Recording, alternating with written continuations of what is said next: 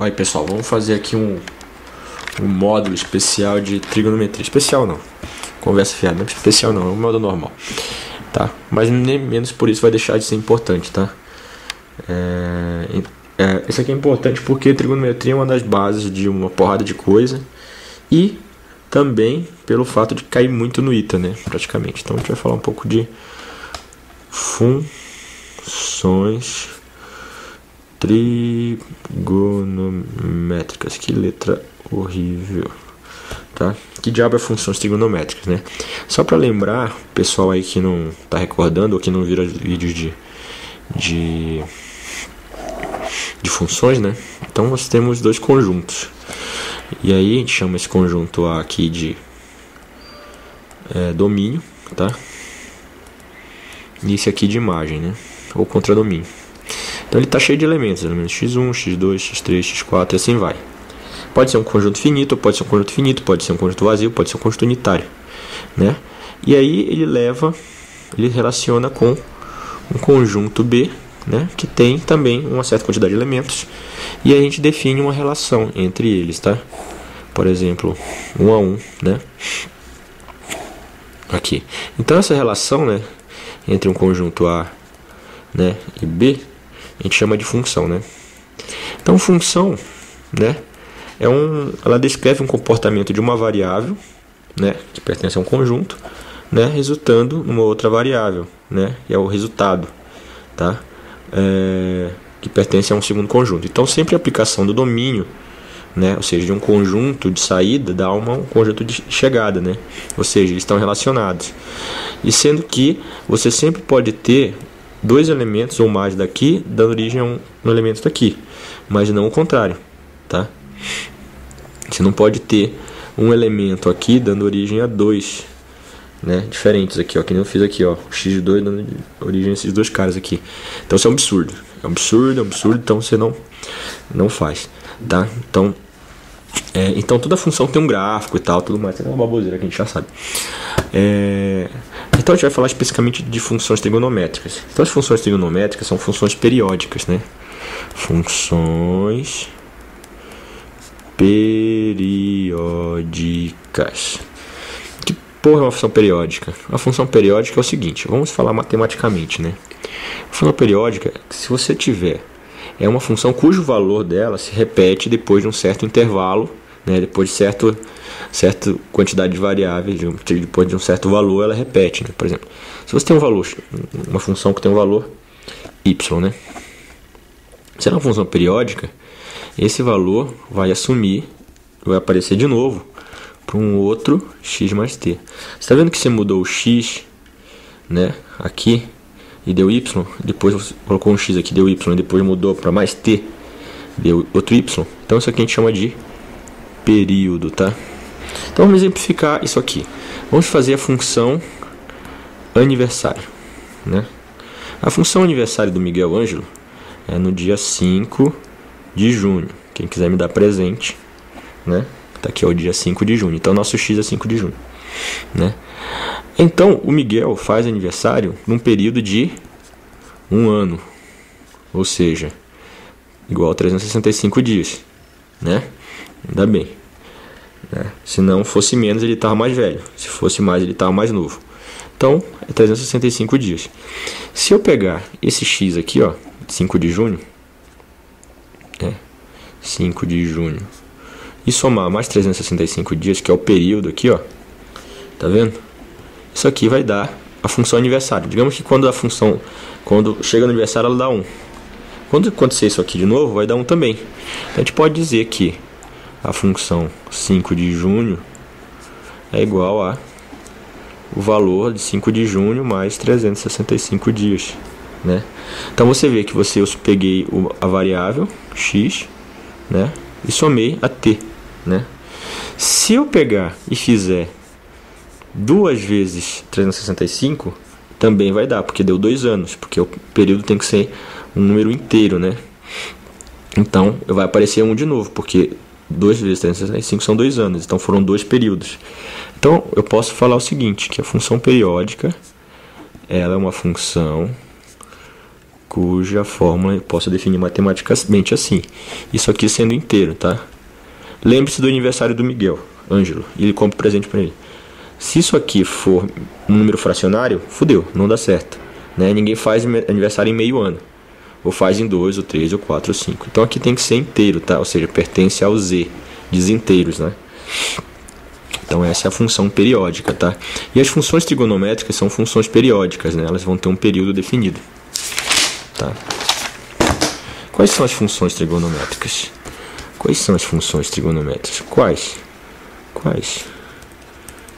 são as funções trigonométricas? Tem a função que ninguém conhece chamada seno, tem a função chamada cosseno e tem a função chamada tangente, aquela que é aquele suco de laranja aqui do pacotinho, né? Então, olha só, a função seno, ela vem de uma relação do triângulo retângulo, né? Mas é um triângulo retângulo. Você tem aqui o ângulo, tá? E aqui você tem uma hipotenusa. A função seno é sempre o resultado dessa hipotenusa vezes o ângulo. Então é seno de alfa, né? E eles perceberam que se você variar esse cara aqui, ó, né, de 0, né, até 360 graus, esse valor aqui tem um comportamento. Que aí, calma aí, que porra é essa aqui, né? Então, eu vou explicar. Aguenta isso. Eu estou dizendo que a seno é isso aqui. A cosseno é a relação, né, desse mesmo ângulo, tá, entre uma hipotenusa e o cateto adjacente ao ângulo, né? Então a gente tem o cosseno aqui, ó. Então, quando os gregos lá que identificaram esse negócio, analisaram se eles variaram isso aqui de 0 graus a 360 graus, isso chama volta completa, né? Então, é essa relação aqui. E a tangente, né, é a relação, né, se você tem um ângulo aqui, é do cateto oposto, né, ao ângulo e o cateto adjacente. Então é a relação entre eles, né? Então, e daqui que veio tal da função trigonométrica, tá? Estudando, ele falou assim: se eu tiver um triângulo com a hipotenusa de tal valor, e se eu for variando esse ângulo aqui, o que vai acontecer com o valor desse lado aqui? O que vai acontecer com o valor desse lado se eu variar isso aqui de 0 a 360? O que vai acontecer com a relação entre os lados se eu variar isso de 0 a 360? Né? Então, esse monte de coisa aqui, essas funções, tá? Elas são as funções básicas trigonométricas, porque vem da relação mais simples possível, que é a do triângulo. Olha. Não tem mais simples do que isso, né? Então, sempre tem um ditado, né, que chama-se, que eu aprendi nos cursos de OPEX, ou seja, de excelência operacional, chama KISS, que é: sempre que você for fazer um problema, lembre-se disso. Keep it simple. Stupid. Não, brincadeira. Keep it simple and sequential. Quer dizer, sempre faça tudo simples, seu burro, né? Então, quanto mais simples você tiver a sua solução, melhor. Então foi isso que eles fizeram. Eles pegaram a coisa mais simples possível, né, e dividir e analisaram, né? Então, para efeito de preguiça, vamos dizer que h é igual a 1, né? Então nós temos que, vamos chamar de y, né, esse resultado, vamos chamar de y esse resultado e chamar de y o resultado entre esses dois caras aqui, tá?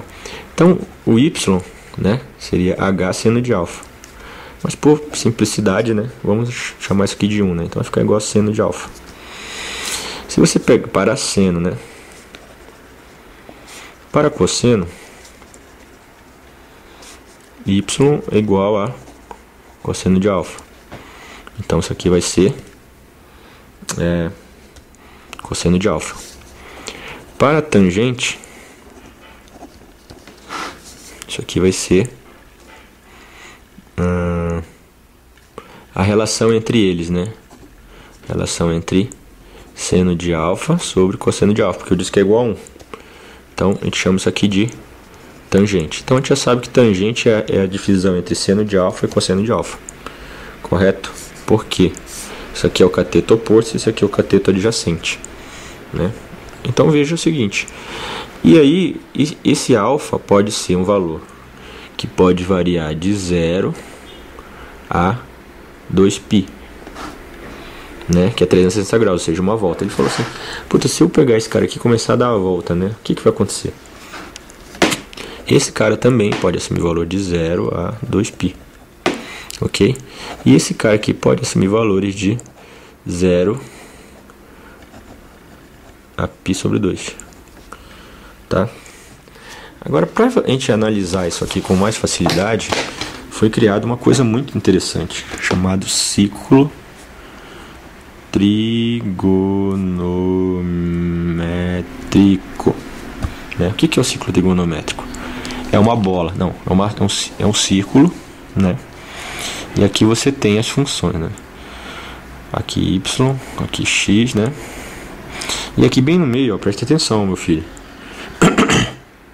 Aqui bem no meio, ele tem um círculo. Olha o Pac-Man aqui, ó. Né? Olha o Pac-Man aqui, ó. Lembra do Pac-Man? Não, ninguém lembra, porque isso é coisa de velho. Então, olha só. Então, aqui você tem um ciclo trigonométrico, tá? Cujo raio é 1. Então, se você fizer aqui, começar aqui, ó. Nesse ponto você tem 1 e 0, né? Aqui você tem 0 e 1. Aqui você tem menos 1 e 0. Tá? Isso aqui é a coordenada x e y, x e y, x e y. E aqui você tem 0 e menos 1. Então isso aqui é uma volta completa no ciclo trigonométrico, tá? Então você fez... Lembra do radar, do filme, ó? Sempre tem um negócio até dando a volta, né? Porque no radar ele faz a mesma coisa que isso aqui, ó. Aquela antena lá gigante fica dando volta. E ela fica varrendo todas as possibilidades, né? Então, né? E aí acha um avião bem aqui e tal, não sei o que. Aí ele manda outros aviões aqui, aí abaixo, né? Mas enfim. E aqui, ó, esse ângulo bem aqui, que é a variável da função, né? Então veja que se você tiver esse ângulo aqui com raio 1, né? Essa posição x aqui é a mesma coisa que cosseno de alfa. A gente pode dizer que o eixo x são todos os valores de cosseno de alfa possíveis. Quando você começa de 0 até 360. Se você olhar isso aqui, é o cateto oposto desse triângulo aqui, ó. A gente pode dizer que o y é o seno de alfa, né? Então você tem todos os valores dele quando varia de 0 até 360, né? Então você vê que quando você gira, né? Quando você gira esse cara aqui, ó, imagina que começou do 0, né? Tá vendo que o x ele é total igual a 1, né? Então quando você vai aumentando, né, o ângulo, esse x aqui vai diminuindo, ó. Quando você chega bem aqui, o x está quase 0. Então você vê que quando você está nesse ponto aqui, ó, o x é quase 0 e aqui o seno é igual a 1. Aí quando você vem para cá, acontece o contrário. O seno começa a aumentar, tá vendo? Ó? Né? Olha só. E o y começa a diminuir, né? Quando chegar aqui, o cosseno atinge o valor de menos 1 e o y atinge o valor de 0. Aí você continua fazendo isso, né? Olha só, aí inverte, ó. Agora quem está crescendo é o y, mais para baixo, negativamente. E o cosseno volta para 0. E assim, né, ele vai dando a volta. Imagina, para você ver o cosseno, imagina que você pega uma lanterna, bem fodida assim, uma lanterna foda, né? E aí você tem esse pauzinho aqui rodando. A sombra que bater aqui no x, aqui, ó, nesse muro aqui, ó, vai ser o cosseno. E a lanterna aqui, ó, vai ser, né, a lanterna aqui, ó, na verdade, vai bater o cosseno. Aí você pergunta a tangente. A tangente vem de onde? Tangente vem do latim, que é o verbo tangere, quer dizer tocar. Tudo que é tangente é uma coisa que toca de leve, né? Então se você dá um toque de leve em alguma coisa, você está tangendo, né? Então se você, por exemplo, está no futebol e você tange o oponente, que ele cai no chão, né? Então esse foi um toque de leve. Então olha só, a tangente a gente define como uma reta paralela ao eixo y e a tangente ao ciclo trigonométrico. O valor da função, ela é expressa aqui, ó, nesse ponto aqui, ó. Então aqui está a tangente de alfa. Então quando você varrer os valores de tangente, né? Ou seja, ó, tá vendo? Ela vai aumentando, vai aumentando, vai aumentando. Chega um momento quando chega a 90, ela fica paralela. Então não faz sentido você ter tangente de 90. Por isso que eu não defini aqui, ó. Tá vendo que eu coloquei o menor aqui? Então não faz sentido você fazer isso, porque olha só, imagina que você tem um triângulo retângulo aqui, ó, e aí o ângulo é 90, né? Puta, esse cateto posto aqui vai aumentando por infinitamente. E aí acaba que destrói o triângulo, né? Porque não tem como você manter 90 graus aqui e aqui 90, é dois retos paralelos, não faz sentido, né? Só se você tomar alguma coisa muito louca, tá? Então você vê que, por isso que você tem essas funções aqui, ó. Aí, isso aqui a gente chama de domínio, tá?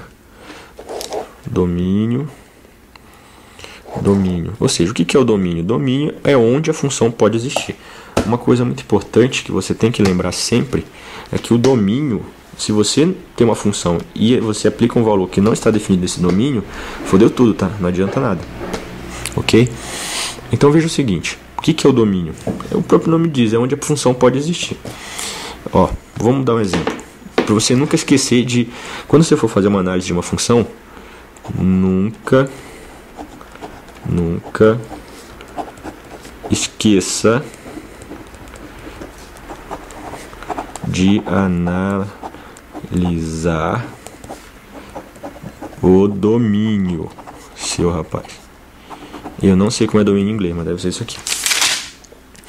Então, veja, por que é importante? Vamos dar um exemplo tosco. Existia em Santarém, quando eu era criança, aqui é Santarém, não é assim. Existiam 3 gangues. A gangue do Norte, a gangue do Leroy e o gangue da Baixada. Baixada, é assim. E elas viviam em constante interação, né? Rapazes amigáveis e tal. E aqui era o universo. Santarém, Pará. Aí, isso aqui, imagina que cada gangue é uma função. Função 1, função 2 e função 3. Tá? Por que eu falo que você tem que analisar no domínio? Imagina que x1 pertence ao domínio do Norte, x2 ao domínio do Leroy e x3 ao domínio da Baixada. Certo? Se você...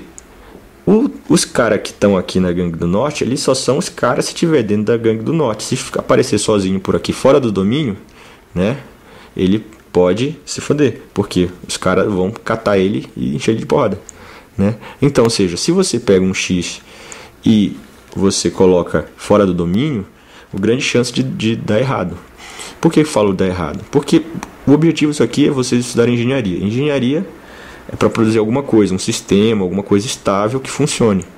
Se você tem um sistema que você está projetando e ele tem uma função matemática e você aplica o seu domínio, as suas variáveis fora do domínio desse sistema, pode acontecer coisas terríveis que só Deus sabe.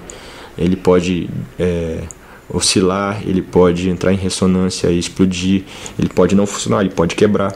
Então pense, né? Se você é um engenheiro e você vai atribuir um valor para a sua função do seu sistema, lembre-se da gangue, né? Se você aplicar fora, isso aqui pode levar ao caos, né? Ou seja, sessão exemplo tosco terminou, tá? Basicamente, bem rapidamente, foi isso. Eu vou parar aqui porque esse vídeo está ficando meio extenso. Na sequência, vamos falar um pouco mais sobre as relações entre as funções trigonométricas básicas. Falou!